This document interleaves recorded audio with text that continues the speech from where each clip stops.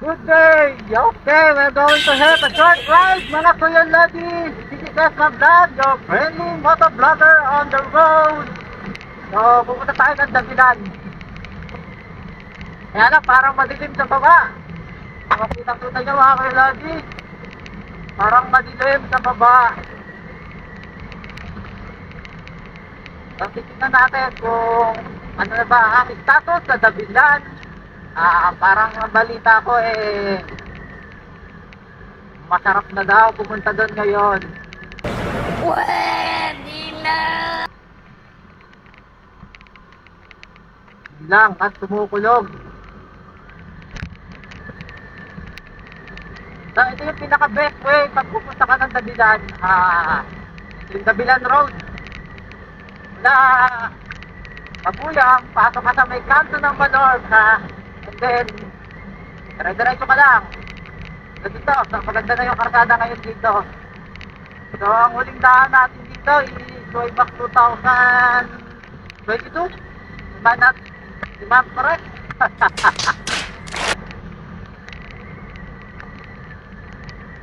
Marami na pinagbago dito sa daan nila.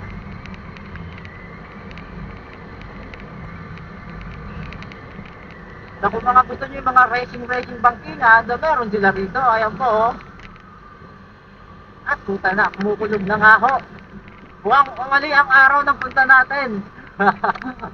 So, totoo lang talaga, nag-joyride tayo ngayon. So, parang naisipan lang natin pumunta dito.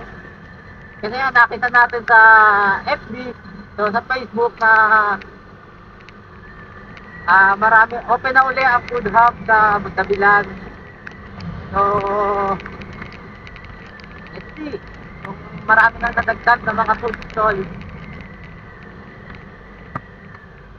Ano naman, kapumulan mga Kuya Lodi. So, isala tayo dito. So, hindi naman natin kailangan lumayo ng sobrang layo para makapag-ride.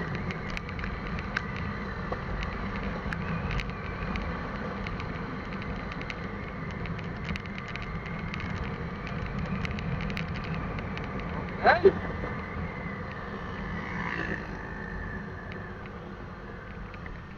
Sabi mo, parang bakit yata ang ride natin mga Kuya Lodi.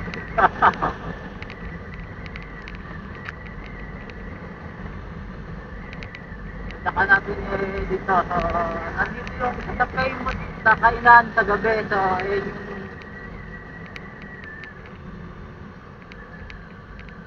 Dabilan Riders Guys Eatery. So, marami kumakain dyan pag gabi. So, alam ko, ito yun yung gabi. Sa Dabilan.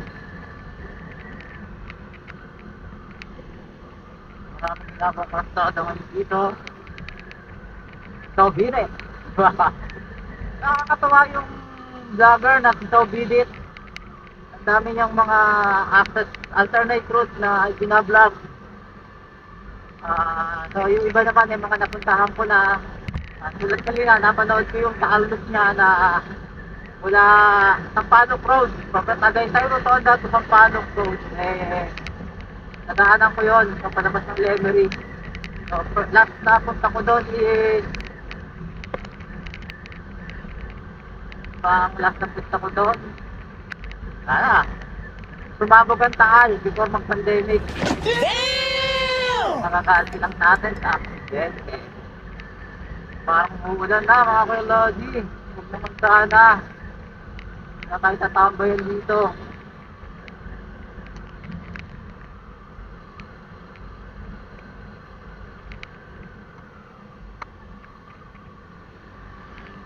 Parang umuulan na baba.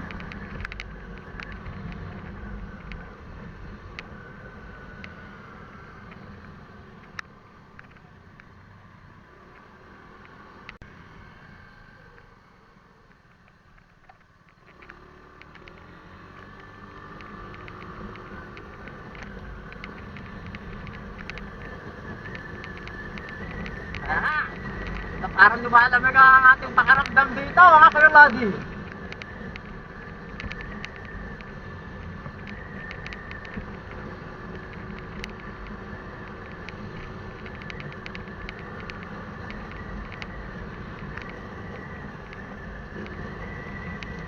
So by this week pala, baka dadating na yung kapatid ni Esmond. Dadating na ang bagong unit ng inyong lingkod. So nag-text na sa atin yung distributor na nandun na daw yung unit. So waiting na lang sa papel sa PNP clearance para ma-release. So sabi, this week daw, may lalabas na. So kailangan na natin magpalit ng mag-upgrade. Kasi hindi na rin bata ang ating brother na si Esmond. But Esmond will remain to me. Hindi ibebenta. Aalagaan lang natin niya sa bahay. So yun nga, kita naman dito mga kamelody. Bumaba ang dabilan. So,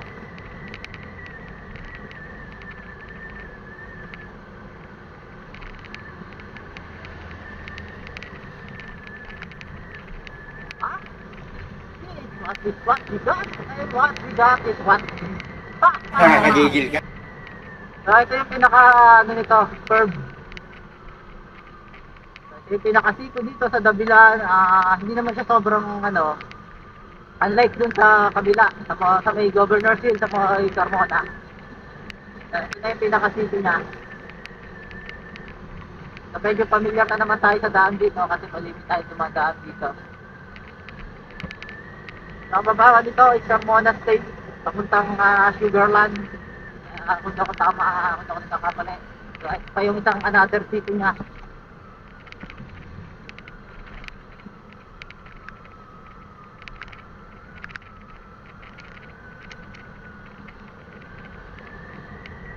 Ay na tayo. Ito na tayo sa may lower part ng dabilan. So ito na yung Carmona. So yun na, makakapapad.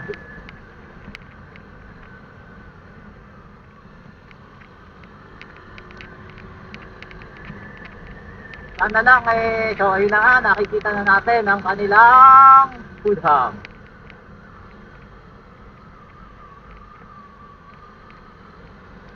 Plano natin is dito na tayo.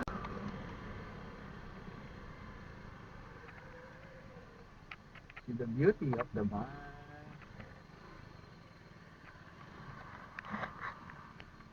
So ang ganda. Oh my God! Perfect shot with the perfect view. Iniilan na ako.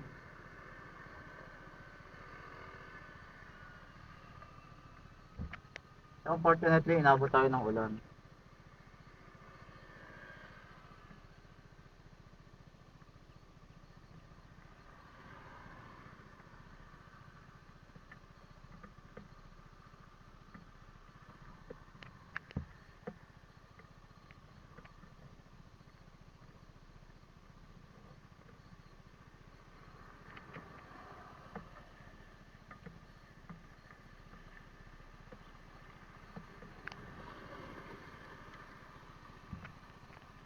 Paano ba yan? Inuulan tayo, mga kalodi. Hanap tayo ng silangan.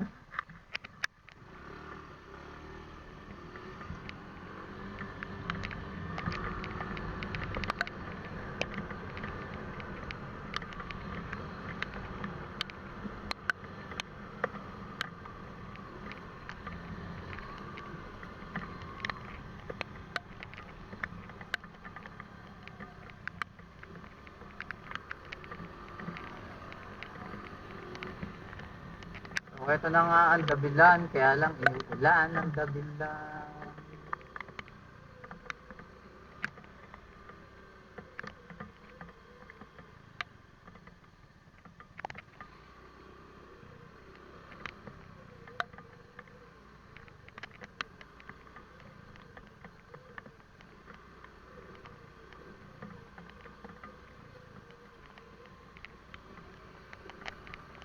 Dabilan. Dabilan.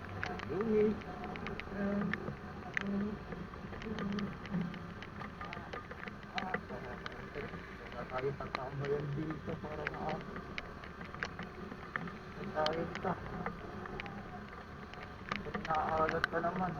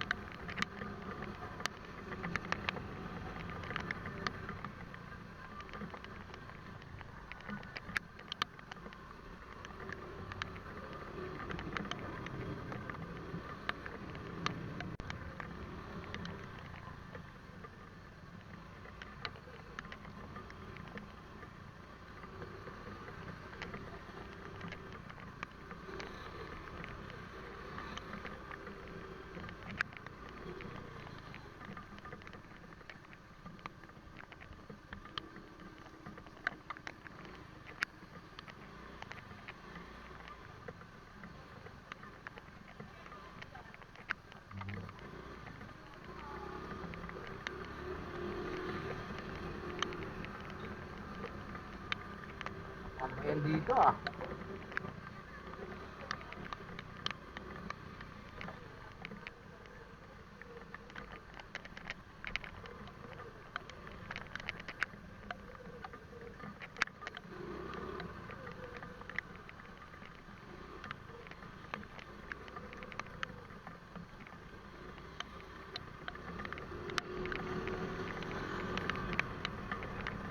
Ano na natatama yun dito ah, sir?